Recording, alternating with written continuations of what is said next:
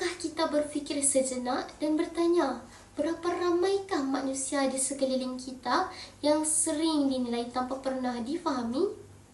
Assalamualaikum warahmatullahi wabarakatuh dan salam budaya membaca membina bangsa. Nama diberi Siti Maisarah binti Raja Salwa dan saya merupakan seorang pelajar tingkatan 5 yang bersekolah di SMK Dato' Abdul Rahman Anda. Kod sekolah JEE 2045. Di sekolah, saya memegang 2 jawatan iaitu pengawas sekolah dan juga District Student Leaders Board. Pada tahun 2024, saya pernah dianugerahi sebagai Duta Sasiah dan mewakili sekolah hingga daerah dalam beberapa pertandingan. Antaranya termasuklah pertandingan pidato, catur, bicara buku dan juga spelling bee. Pada tahun 2025, saya pernah mendapatkan tempat keempat bagi pertandingan video kreatif TVPSS bagi peringkat daerah Keluang. Tanpa melengahkan masa lagi, saya akan membawa anda bersama saya dalam menelusuri sebuah novel yang berjudul Salina, karya A. Samad Said. Novel ini pertama kali diterbitkan pada tahun 1961 dan kini diterbitkan pula oleh Nuha Books pada tahun 2023. Novel ini mengandungi 464 muka surat dan juga terbahagi kepada 34 bahagian. Saya memilih novel ini kerana visualnya yang menarik perhatian saya, iaitu pada muka depannya terdapat wanita jelita dan juga judulnya yang amat ringkas membuatkan saya tertanya-tanya, apakah cerita di sebalik judul ini? Novel ini pada mulanya berjudul Gerhana dan pernah memenangi hadiah penghargaan dalam peraduan mengarang Dewan Bahasa dan Pustaka. Penulisnya sendiri Samad Said yang meminta untuk judulnya ditukar kepada Salina.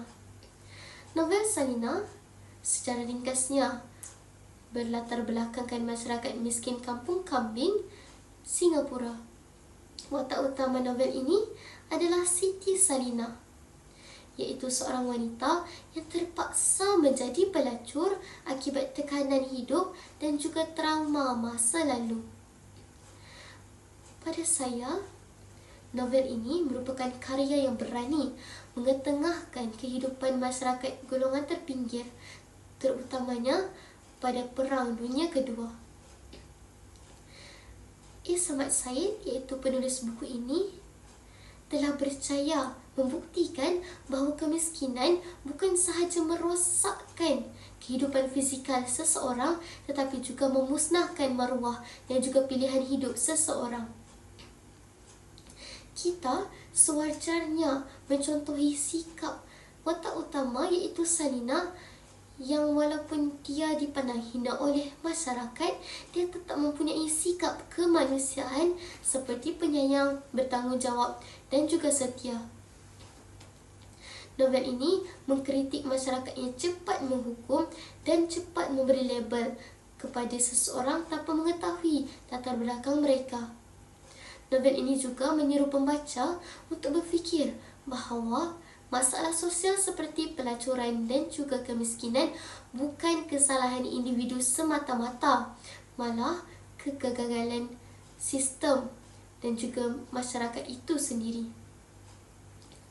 Sebagai seorang remaja, novel ini telah mengajar saya bahawa kita tidak boleh menilai seseorang hanya berdasarkan luaran dan status sosial mereka. Kesimpulannya, novel Salina bukan sahaja kisah seorang wanita tetapi merupakan cerminan realiti masyarakat yang pernah ada dan juga masih wujud hingga hari ini. Saya amat menggalakkan rakan-rakan untuk membeli dan juga membaca novel ini kerana ia bukan sahaja dapat memperkayakan bahasa dan pemikiran, malah dapat membentuk jiwa yang lebih matang dan juga berperi kemanusiaan. Saya percaya buku tidak boleh mengubah dunia, tetapi buku boleh mengubah manusia dan manusia yang boleh mengubah dunia.